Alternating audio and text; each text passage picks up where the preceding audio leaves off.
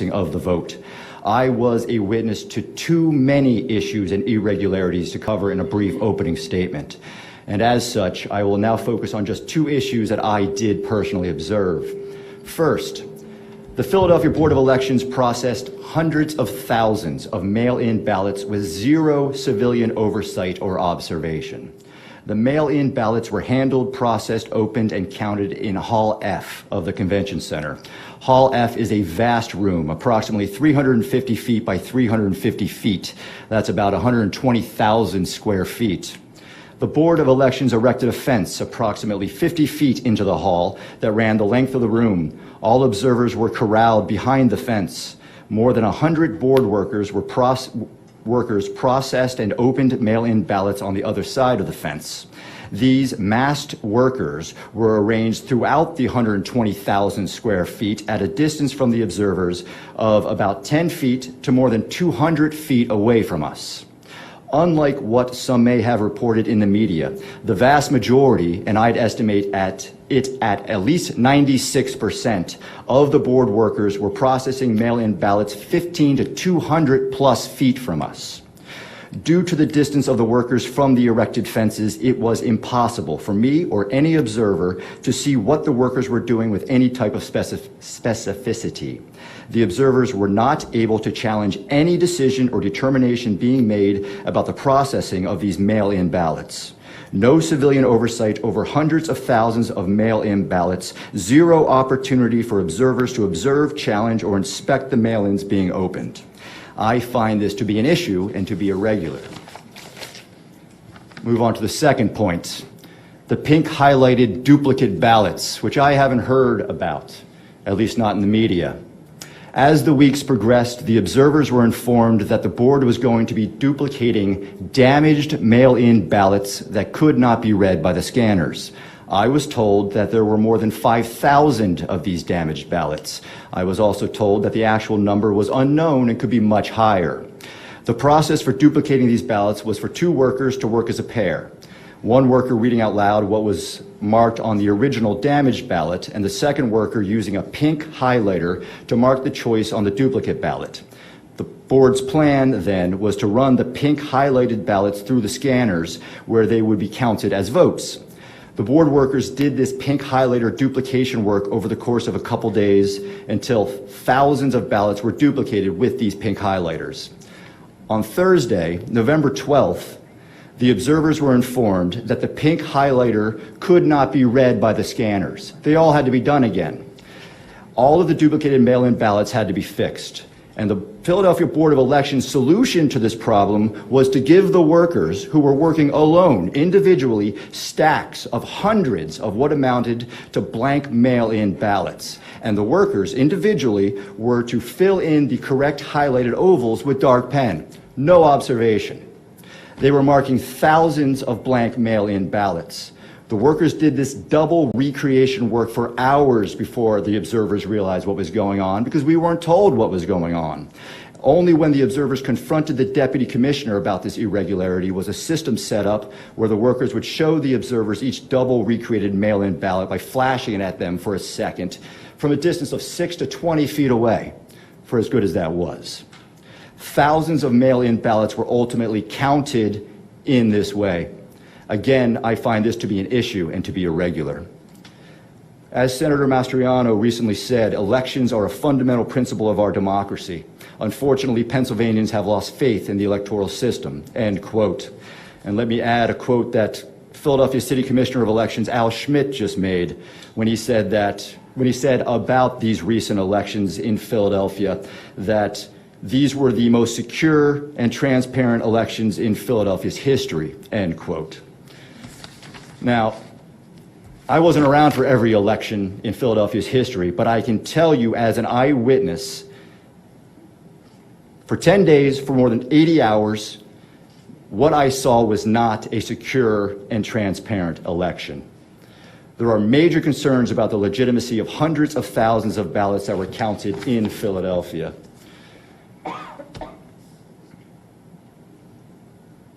Excuse me. All right, let me finish with this. May I suggest to you that any restoration of faith on the part of Pennsylvanians in our electoral system can and will only be accomplished after an investigation into this election, only after the law is properly applied to this election. The idea that we can just move on by making sure that the law is properly applied in the next election is, in my opinion, unacceptable.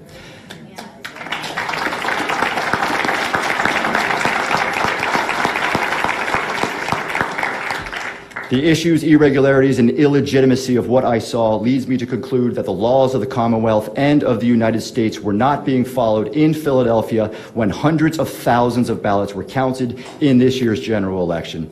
Action must be taken now to maintain our free and fair elections and to preserve and protect our elections' integrity. I look forward to answering any questions that you may have. Thank you.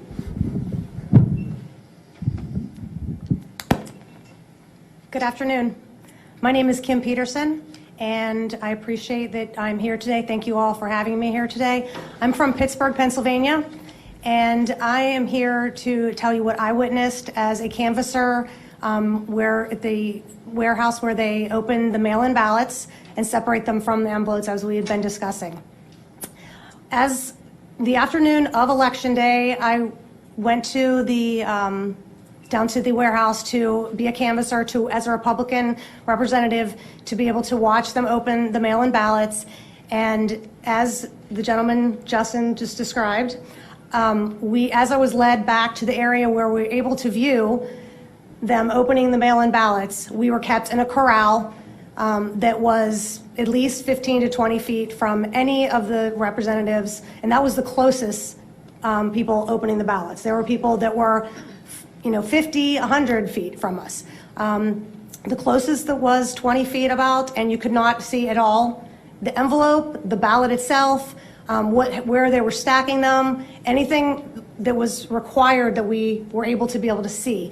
There were also monitors up around the area. The monitors were pathetic, to be honest. They were fuzzy, looked like they were using old technology as far as, we have the most clearest televisions created, in the world now, and these were, probably from the 60s. You're looking at all of these multiple cameras, screenshots put together of people opening ballots, but you could not even see at all or witness anything if anything was any misdoing or anything going wrong. It was very discouraging on my part. I was very much looking forward to being a part of that day and representing myself and Pennsylvanians in a fair election, and I was, discouraged about it. I love this country and I love Pennsylvania. I was not born and raised in Pennsylvania, but I have been here for 30 years, and it is very important to me that this election be fair, and thank you again for having me.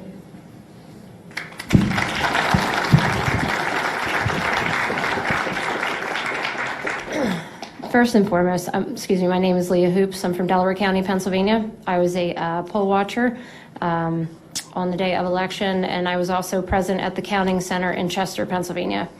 So first and foremost, thank you to this committee and all those involved, and especially Senator Mastriano and former Mayor Rudy Giuliani. To our fearless and brave president, thank you for being our shield and putting us first, and I am forever grateful. It is an absolute honor to be a part of this hearing and to finally have an opportunity to speak about what took place in Delaware County, Pennsylvania. I feel as an American that it is my duty to help protect the integrity of our elections, not just for me, but for every American. There are many who have lost life and limb for my right to vote. I want to give a brief introduction and history of how I got involved in this election. 4 years ago, Donald Trump came down an escalator, and I knew that he was here to take back our country. I was born and raised in Delaware County in a conservative home. I was taught from an early age to love thy neighbor, defend your country, and by all means, always speak the truth. I took those values throughout my life and applied them in every avenue possible, which brings me up to the present. And about 18 months ago, I became a volunteer and assisted with a campaign for a magisterial judge. In that process, I was approached by my current chairman and became an appointed committee woman for the Bethel Township Republican Party. In conjunction with my committee position, I also started volunteering for the Trump campaign, registering voters, and assisting with events. During this time, I started a watchdog group and reached out to the Thomas More Society. Now associates, we've been focusing our efforts in election integrity. Our greatest efforts have been in following closely the newly elected and completely Democrat-run Delaware County Council and the Democrat Majority Election Board. This also includes any and all contractors, support staff, and any key players involved. What we found was actually concerning. Not only was private grant money used from the Center for Tech and Life owned by Google and Mark Zuckerberg, but pop-up voter sites were also approved. These pop-up voter sites were placed in heavily Democrat cities, including Chester and Upper Darby, Pennsylvania, in which case the grant money from the CTCL was used to pay for electioneering. It was literally a one-stop shop. Walk in, apply, get your ballot, submit, and you were out the door. But where this didn't take place was in heavily Republican and independent areas. Let's also make note that the voting machine warehouse supervisor is a Bernie Sanders delegate, who is also solely responsible for every scanner, machine, V-card, and all machines with absolutely zero experience in this area. The real story is the $2.1 million spent to move the counting center from the courthouse in Union, Pennsylvania to the north of Chester.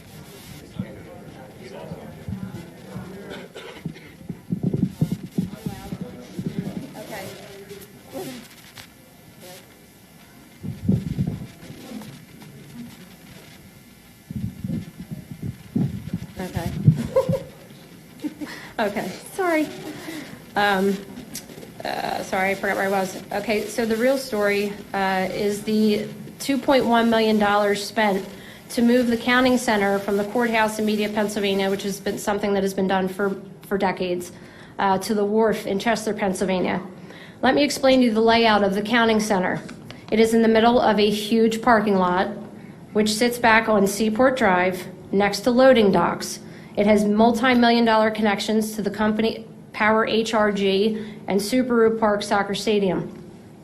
The counting center was on the first floor, in which there were multiple places to bring in ballots in and out of, elevators, and many rooms in which workers had access. I was there for 3 straight days. What became of concern was the back room, which had no observers, no line of sight or transparency into the process.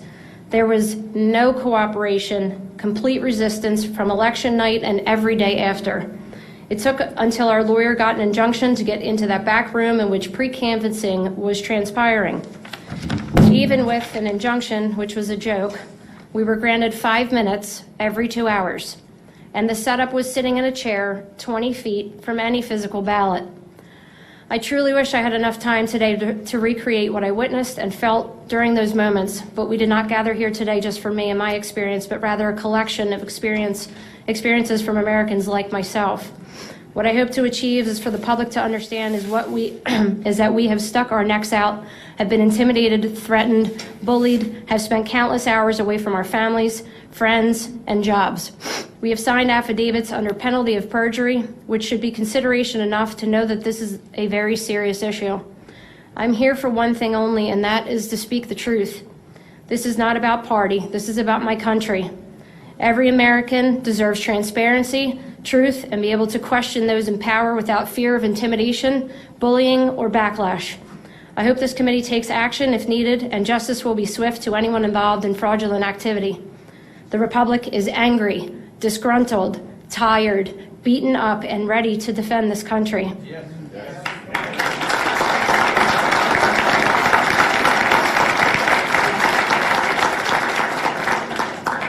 Thank you. Without election integrity, we are just another banana republic.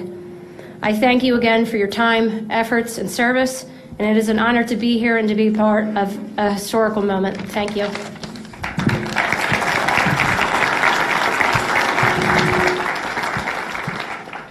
It's a tough group to follow. My name is Gregory Stenstrom. I'm from Delaware County. I'm a father, a family man. I was a former commanding officer and executive officer in the Navy. I'm a veteran of foreign wars. I'm a CEO of my own private company. I'm a data scientist. I'm a forensic computer scientist. I'm an expert in security and fraud. Leah had recruited me for this election, and I was glad. Thank you for that. you. So for the first part of the day, I was a poll watcher in the city of Chester. And I was with just another former U.S. Marine officer. And the two of us were the only GOP poll watchers in the city of Chester, which is about 40,000 people. Because of the consolidation for COVID, there were 7 polls that we were allowed to, that we were able to make it to in 22 precincts. What we saw out there was pretty orderly and exciting. People were excited to vote. One of the things we saw out in the field was that people, quite a few people had done mail-in ballots. So they came in and they hadn't been updated in the Delaware County database yet. So they would come in and say, the database is not showing me on the database, I'd like to vote.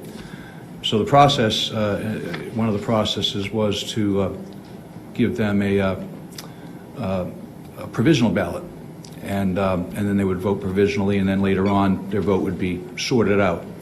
That didn't happen. I observed, and the gentleman that was with me observed 7 different polls where the people were given a regular ballot. So they cast a vote and put it in. We let it happen a few times. We didn't jump all over them. It happened a couple of times. We went up. In all cases, the election judges were very forthcoming, very polite. They apologized and they said they couldn't do it. But that somewhat spurred me to go down to the counting center, which Leah described. It's on the Seaport Ave. It's a remote building, not much around it. And I wanted to take a look. All day long I had been told that there were 10 to 20 GOP poll watchers down there and that everything was well in hand. And out of curiosity, I decided to go down. I arrived at 6 o'clock with 4 other gentlemen, again, former military and some good citizens from Delaware County.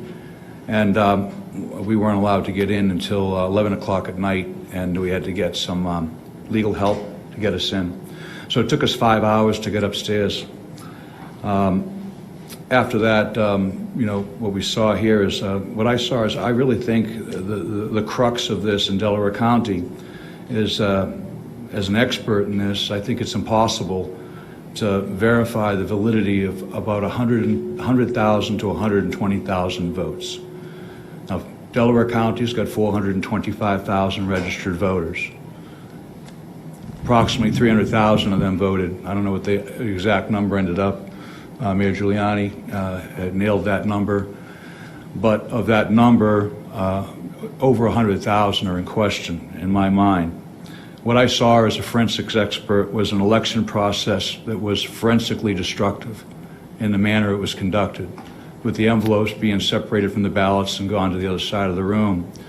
And the problem with that from being forensically destructive is that when you go to do a recount, okay, the machines did a pretty good job of recounting, so if I have 120,000 ballots, mail-in ballots at one side of the room and envelopes at the other side of the room, it's still going to come out 102,000 votes for Vice President Biden and 18,000 votes for President Trump. I don't care how many times you recount those votes, the ballot's going to come out the same every time. So the notion of a recount in a forensically destructive process doesn't work very well. What I saw there was a chain of custody in all cases that was broken. It was broken for the mail-in ballots, the Dropbox ballots, the election day USB card flash drives. In all cases, the chain of custody and the procedures that were defined by the Delaware County Board of Elections and Election Process Review they didn't follow one. I couldn't even redline this multi-page document because the entire document would be, they didn't follow any of the procedures. So I personally observed USB V cards being uploaded to the voting machines by the voting machine warehouse supervisor on multiple occasions. I saw this personally.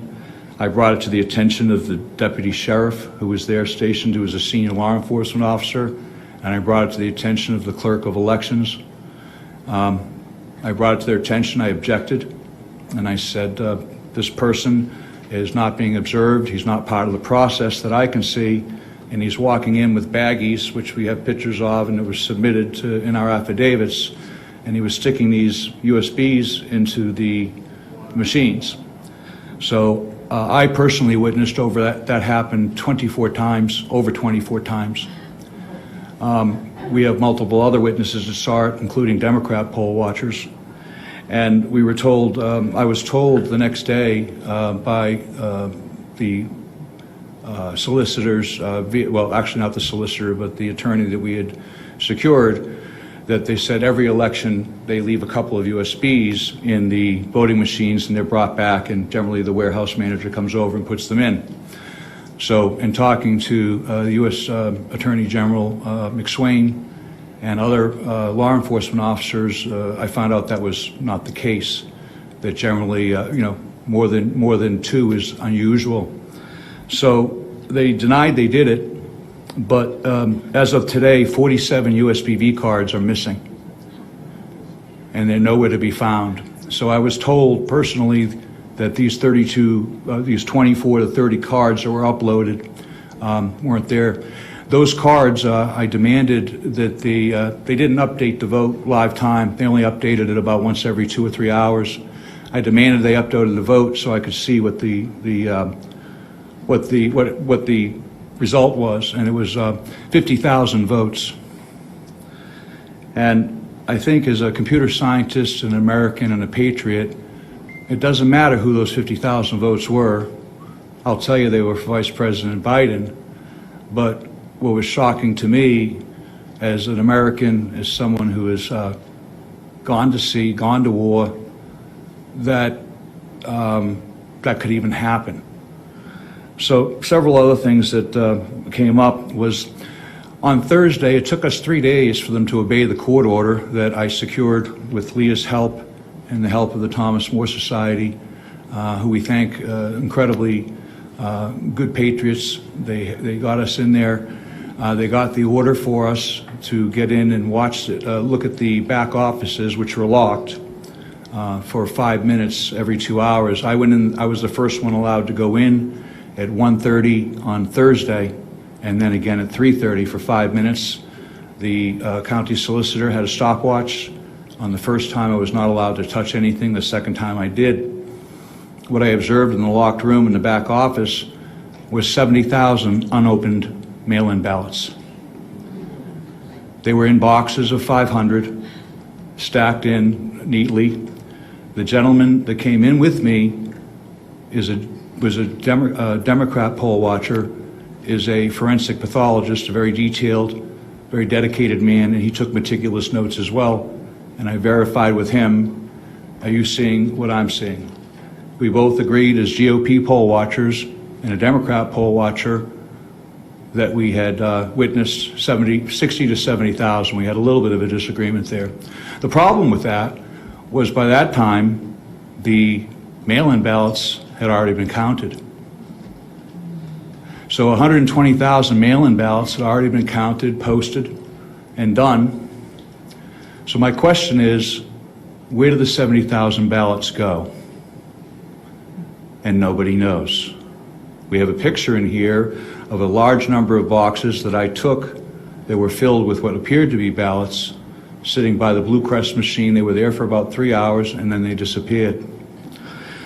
I thought it notable when I watched it, when they were taking the ballots up and down. I said, I am an expert in fraud. I saw the ballots going up multiple elevators and racks, and I think a lot of well-meaning people and a lot of honest people were there doing that. They were trying to participate in the process, and I would say that 99% of the people there, the way the process was designed, I believe that people thought it was a non-fraudulent process. I heard that said many times.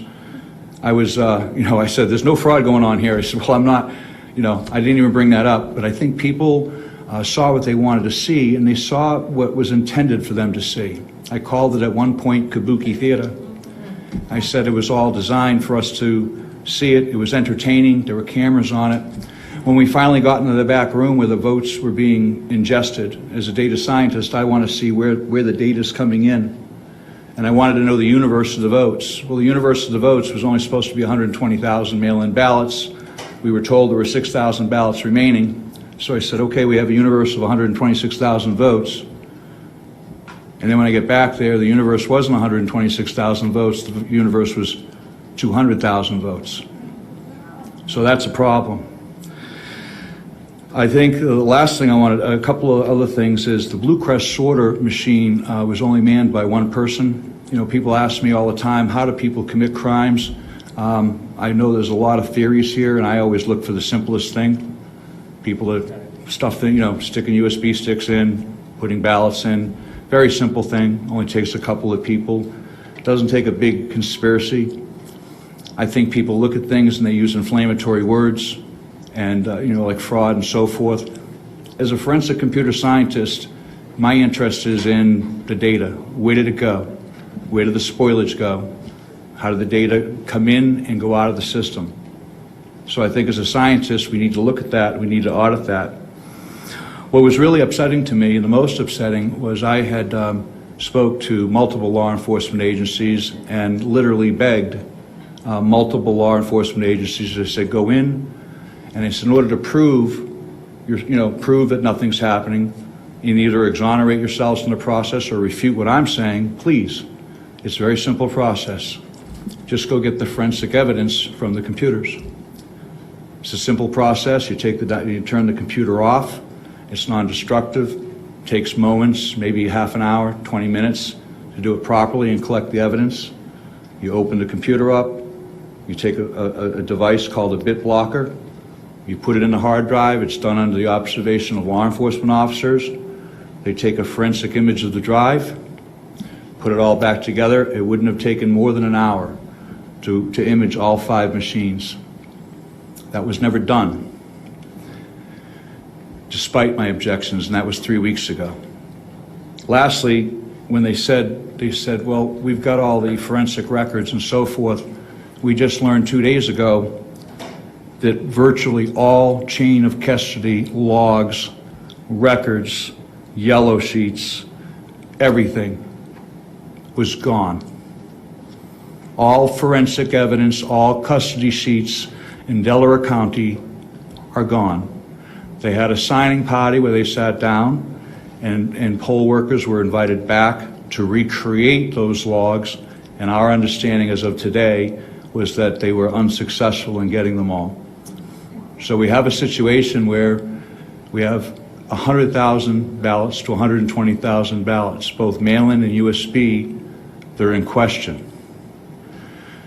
Now, there's no cure for this. There's no remedy for this. As a home charter, we could have a re-election in Delaware County for our own representatives within our own town, but there is no cure for that for the President of the United States. And I don't believe, as a citizen and an observer to this, that anybody could certify that vote in any good conscience. And if the Democrats that have a part of this process, had done things, followed their own procedures, which they created almost unilaterally, we would be in a situation where they could exonerate themselves and they could say, Mr. Stenstrom, you've been misinformed. We have evidence here that refutes what you say. But that's not the case. They can't do that. So I say, if you can't certify that vote, and you can't certify 100,000 votes out of 300,000, then you can't certify Delaware County. And I'm done, and thank you for your time and patience.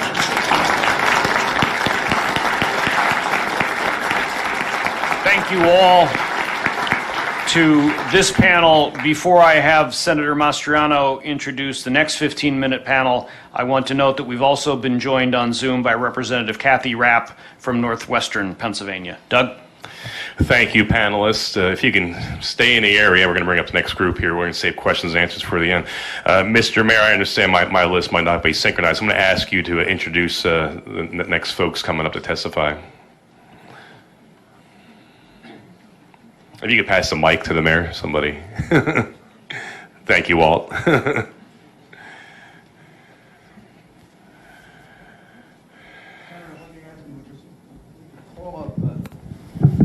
We could call up four more witnesses like this, or we could now put on the statistical expert who could explain some of this, and then put on the additional witness. Either way you prefer. Statistical expert. Okay, then we'll call Colonel Waldron.